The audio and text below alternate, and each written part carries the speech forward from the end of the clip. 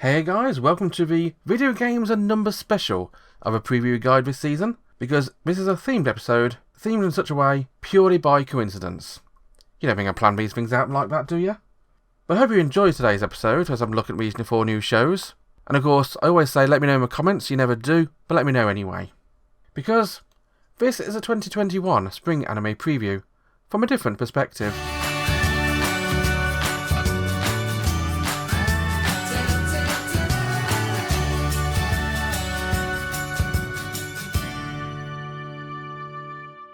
First up today, we've got a video game adaptation in the form of The World Ends With You, the animation.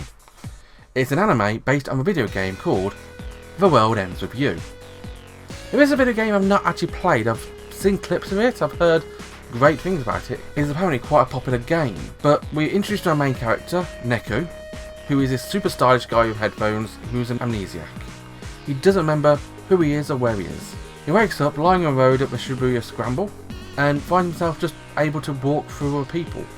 He apparently doesn't exist in their world, and he doesn't exist in theirs, until he bumps into another girl who is also in the same situation.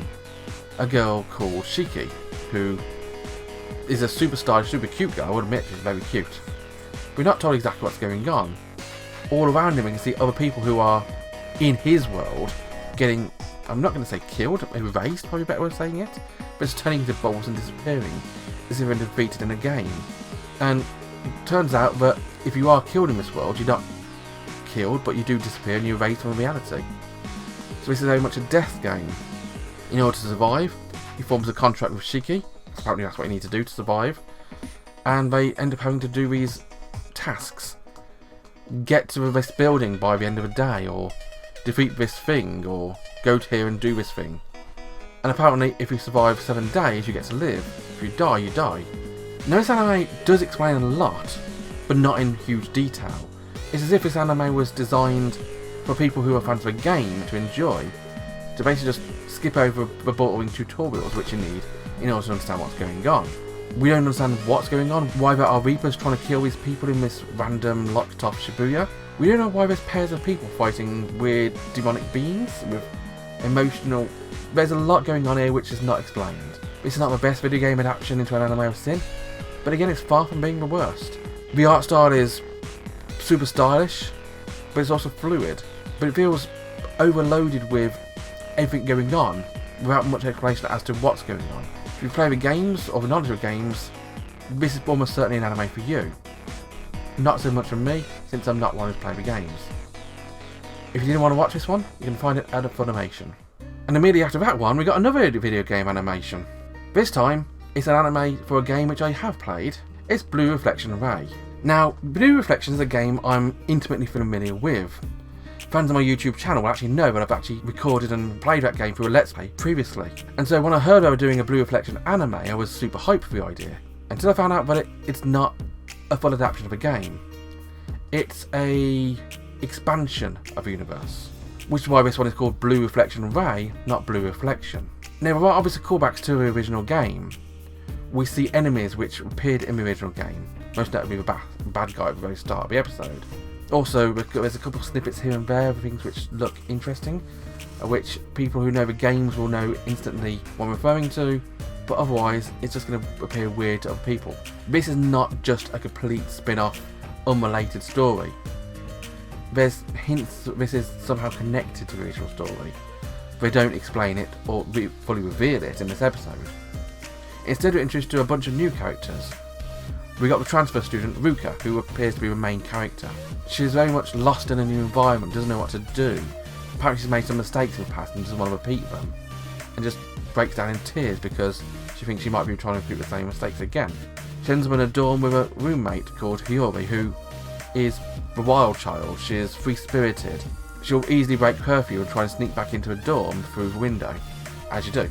And we got Momo, another character who we actually learn from the very start is already a reflector, what they call magical girls in Blue Reflection. But she's got a ring which she wears herself. The reflectors use rings to determine their powers. But she has a spare ring for some reason, which after she bumps randomly into Ruka, she drops. Ruka picks it up, but Momo's already gone before she realises it's missing. Hiyori also has a ring, but doesn't know what it is for. Just wears it around her neck as a piece of jewellery. Now the thing which really threw me is the appearance of what appears to be evil magical girls, evil reflectors. They have red rings and they break your Xboxes. No, they don't break your Xboxes. They are sadistic and try and break people. It felt a bit forced, a bit too on the nose. But I'm sure there's an explanation going on there as well. It just felt a bit weird to me.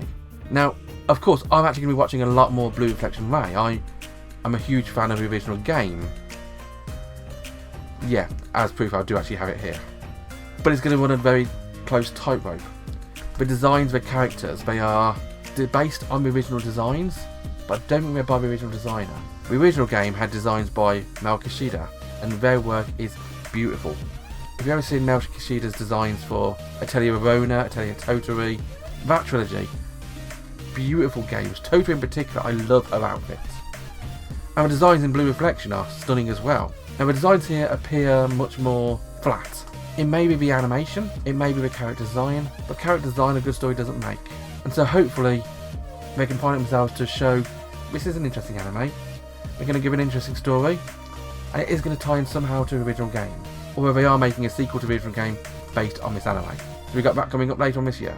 But if you do want to watch Blue Reflection Ray, you can find it airing over at Funimation. In previous episodes I talked about animes whose titles tell you the story of the actual anime before you even start watching it. Well, good news, because this anime does the same thing. Welcome to a world of I've been killing slimes for 300 years and maxed out my level. It's about a girl, you can probably work out the rest. Well, our main character girl is actually a girl called Azusa. She's an office lady and a salarywoman who just one day dies of overwork. As you do, she's a hard worker, she's an overworker, and she works herself to death. This is Japan.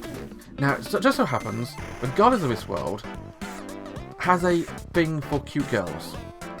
And as a bonus, she says, okay, you have the Isekai special. You can be reincarnated in another world, but you get to choose your own perk.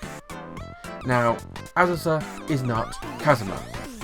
She doesn't pick the goddess, although she's a very attractive young goddess, magical girl as well, apparently. Instead, she chooses the option of ageless immortality, thinking, there's no way I can get that. The goddess is brave on saying, okay, you can have ageless immortality. You'll never age, you'll never die. You'll be eternally 17. Anyway.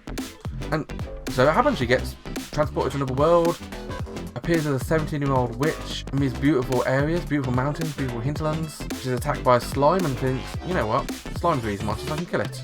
And does so, gets a couple of experience points. And there were two couple of slimes appear. She kills them. She travels around, she's given a house because it's going for free. Why not have a house? There you go. And she doesn't really want to go working, she wants to enjoy her eternity in this beautiful setting. And so she just gets by. She kills a few slimes every so often because they're just weak monsters, not going to do anything big for her. Sells the crystals they drop for a bit of money, with a guild, gets by living that way, and that's how she lives her life. 300 years later, she's still doing the same. Until one day, what I can only assume is the descendant of the guild person says, look, I'm interested. What's your stats like? Because that's thinking, I've only been killing slimes, it can't be that big.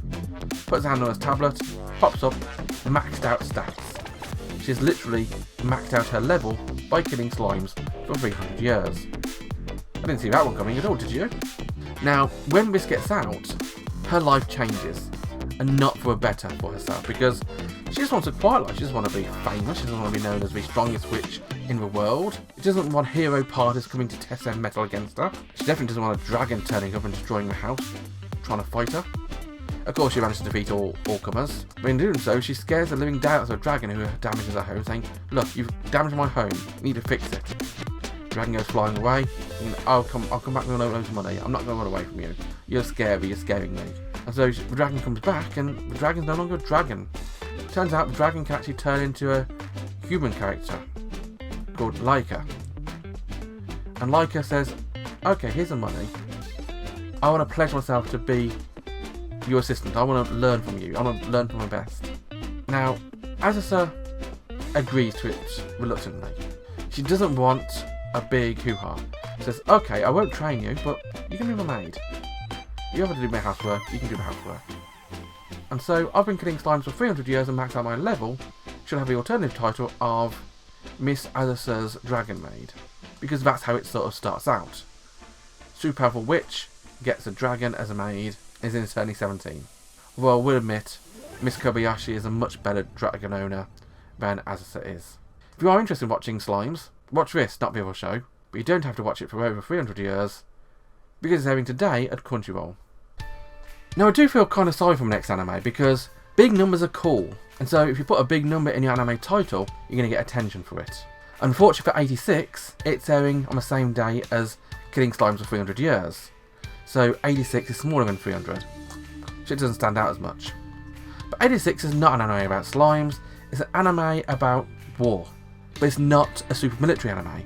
It's an anime where war is fought with drones, and if it sounds weird, it shouldn't be, because that's where we're going in the next few years.